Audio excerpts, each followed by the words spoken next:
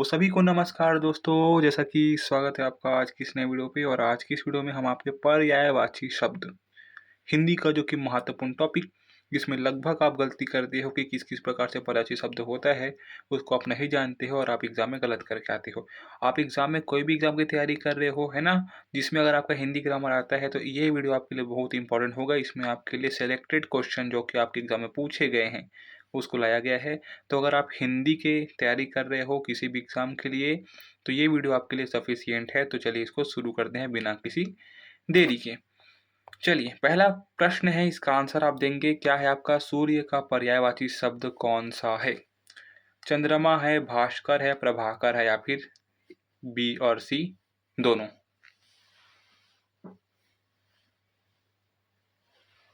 ठीक है, तो ये इसका जो कि आंसर है वो हो जाएगा आपका चंद्रमा। तो नहीं होगा, है ना, क्योंकि चंद्रमा का होता है आपका यहाँ पास इंदु, ये सभी चीज़ होता है, तो ये तो नहीं होगा। भास्कर और प्रभाकर ये दोनों सही होगा, इसलिए ऑप्शन नंबर डी इसका राइट आंसर हो जाएगा। ठीक है, और दिनकर भी होता है, इसको याद रखेंगे आप, है ना। तो ये तीन चीज़ें आप याद में रखेंगे। अगला है आपका, पृथ्वी का पर्यायवाची शब्द नहीं है। ध्यान से पढ़िए क्वेश्चन को। नहीं है वसुधरा, धरती, जलधि और अवनी, किसमें इनमें से कौन सा नहीं है? तो देखिए, अगर आपको नहीं पता ना दोस्तों, तो भी आप इस वीडियो को देखना, क्योंकि क्या है, इससे आपको बहुत ज़्यादा हेल्प मिलेगी। ठीक है, तो पृथ्वी में आपका वसुधरा भी आएगा पर्यायवाची शब्द में, धरती भी आएगा, सबको पता है, और अवनी भी आएगा। लेकिन जल्दी जो कि है ये आपका पृथ्वी का पर्यायवाची शब्द नहीं है। हमको पूछा गया है नहीं, इसलिए इसका आंसर जल्दी बिल्कुल सही हो जाएगा। ठीक है, ऐसे आप एलिमिनेट करके भी बना सकते हैं। ठीक है ना। अगला क्वेश्चन, क्वेश्चन नंबर थर्ड, विद्या का पर्यायवाची शब्द कौन सा है? कौन कौन सा है बताइए। तो यहाँ पर देखिए, ज्ञान तो है, विद्वता भी है, बौद्धता भी है, इसलिए ऑप्शन नंबर डी के साथ चले जाएगा सभी। इसका आंसर बिल्कुल सही हो जाएगा। ज्ञान भी है, विद्वता भी है, और बौद्धिकता भी आपका विद्या का पर्यायवाची शब्द होता है।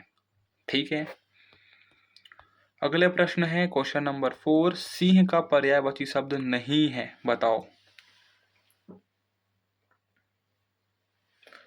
तो सिंह का पर्यायवाची शब्द यहाँ पर देख सकते हैं, केसरी है आपका, पंचानन भी है, शार्दुल भी है। लेकिन जो मृग है ना, वो आपका सिंह का पर्यायवाची शब्द नहीं है। आंसर नंबर बी इसका राइट आंसर हो जाएगा। ठीक है,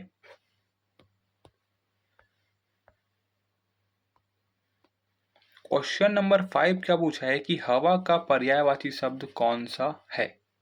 कौन सा है भाई हवा का पर्यायवाची शब्द? तो इसका जो कि आंसर है वो क्या हो जाएगा आपका, वात भी है, पवन भी है, और अनिल भी है। तो ये आपका आंसर नंबर डी बिल्कुल सही हो जाएगा।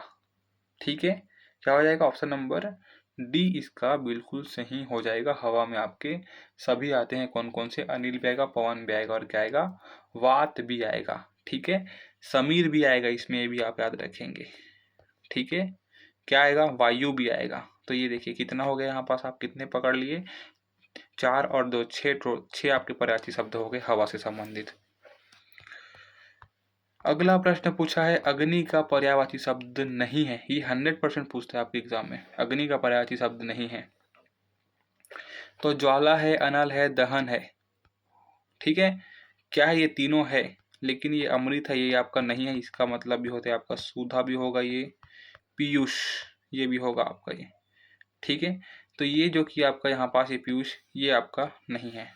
ठीक है, अगला देखते हैं, क्वेश्चन नंबर 7 पूछा गया है, कमल का पर्यायवाची शब्द है।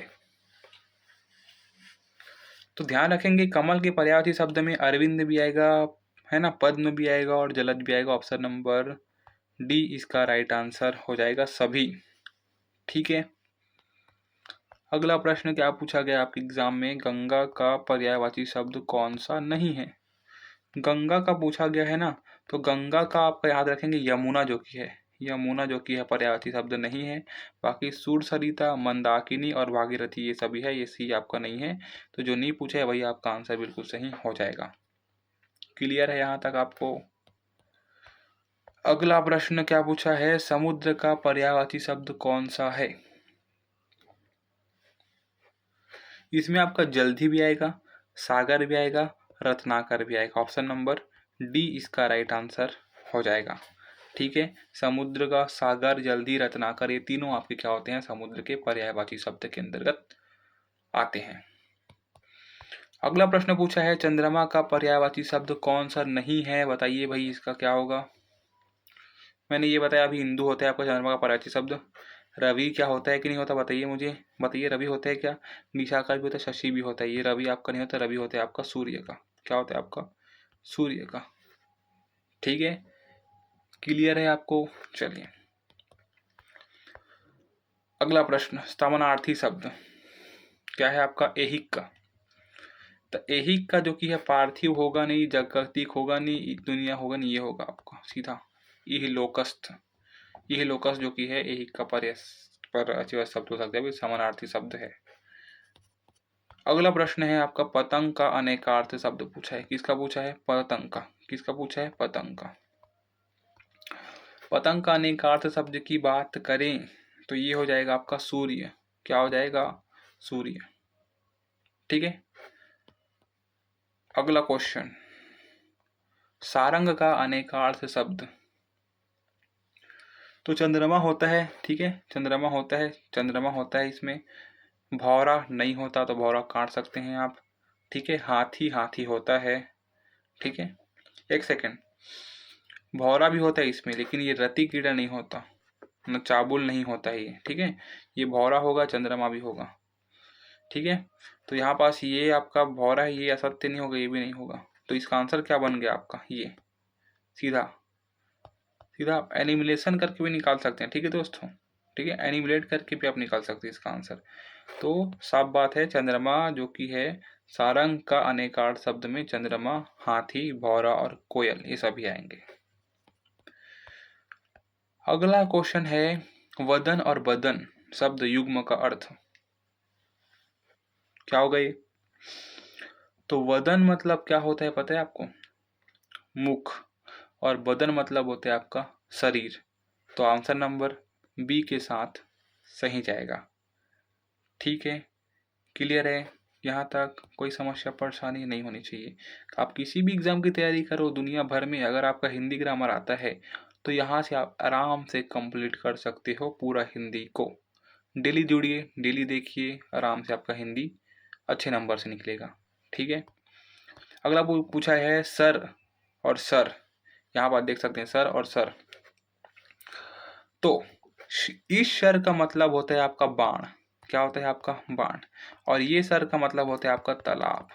ठीक है, आप कैसे याद रख सकते हैं इसको, सरोवर की तरह याद रख सकते हैं इसको। ठीक है, तो ये आप याद में रखेंगे, ऑप्शन नंबर सी इसका राइट आंसर हो जाएगा। ठीक है, क्लियर है। अगला प्रश्न, अगला प्रश्न क्या पूछा है, रीत और ऋतु शब्द का युग्म अर्थ बताइए, रीत और ऋतु। तो देखिए रीत मतलब क्या होता है पता है, रीत ना जानो रिवाज ना मानो, यानी कि तरीका। ठीक है, और ऋतु मतलब होता है आपका क्या, मौसम। ठीक है,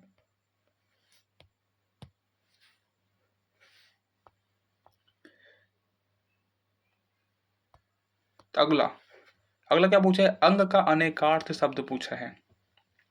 तो अंग का अनेकार्थ शब्द में आपका अंश भी आएगा, अवयव भी आएगा और देह भी आएगा, इसलिए आंसर नंबर डी इसका राइट आंसर हो जाएगा 101%।